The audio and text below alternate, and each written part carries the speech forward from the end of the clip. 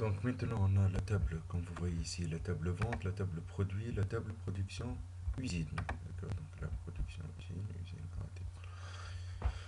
comme vous voyez. Ben, maintenant on va effectuer les opérations de comparaison selon le chiffre d'affaires. Pour cela, la première chose, on doit commencer par calculer les chiffres d'affaires par produit, ainsi de suite. D'accord. Donc pour cela, on doit aller à la table, on doit sélectionner la table vente, donc la table plutôt produit. Donc on a déjà le nom du produit, le prix de vente et la référence du produit. Dans cette table, qu'est-ce qu'on doit ajouter? Donc la quantité vendue. Après, il faut multiplier la quantité vendue par le prix de vente. D'accord.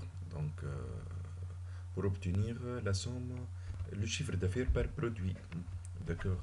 Donc la quantité produite, elle se trouve la quantité plutôt vendue, elle se trouve dans la table vente, bien évidemment. Pour récupérer cette information-là, on doit utiliser la fonction related. Related, d'accord, il doit y avoir une relation entre les deux tables, sinon on ne peut pas importer les données. Bon, la première chose, je clique sur Nouvelle colonne.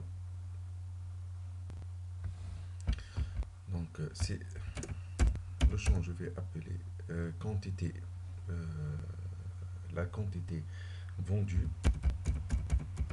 d'accord, donc, est égale à related. Donc, comme vous voyez, je ne peux pas obtenir aucun champ. Je peux ajouter apostrophe pour afficher tous les champs, mais il n'y a pas, parce qu'il n'y a pas une relation, certainement, d'accord. Pour cela, on doit aller au modèle.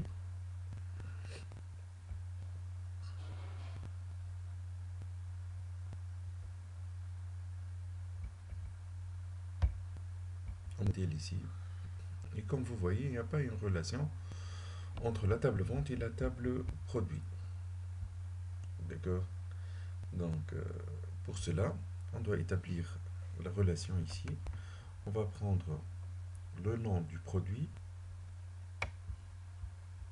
et le mettre avec le produit, bien sûr. D'accord. Et en même temps, on peut vérifier. Je clique ici, hein, d'accord, comme vous voyez, nom produit avec produit. Maintenant, la relation, comme ici, il y a produit et le nom du produit. D'accord. Donc, il a établi la relation par défaut, celle-là. Mais celle-là, puisqu'ils n'ont pas le même nom, donc il n'a pas établi la relation. D'accord. Maintenant, on peut revenir ici avec related. Comme vous voyez, il va afficher les informations. D'accord. Donc, nous, on a besoin de la quantité vendue. Je clique sur ça et je clique sur Entrée. Une fois on a obtenu la quantité vendue, on va ajouter une colonne. La nouvelle colonne, on va l'appeler total chiffre d'affaires par produit. D'accord. Donc est égal à c'est quoi? C'est le prix de vente fois la quantité fois quantité vendue, comme vous voyez. Et je clique sur Entrée. Donc directement, d'accord. Donc comme on peut utiliser les mesures, on peut utiliser une nouvelle mesure. La nouvelle mesure, donc on va utiliser le langage DAX. DAX. D'accord, donc je clique ici pour faire la même opération.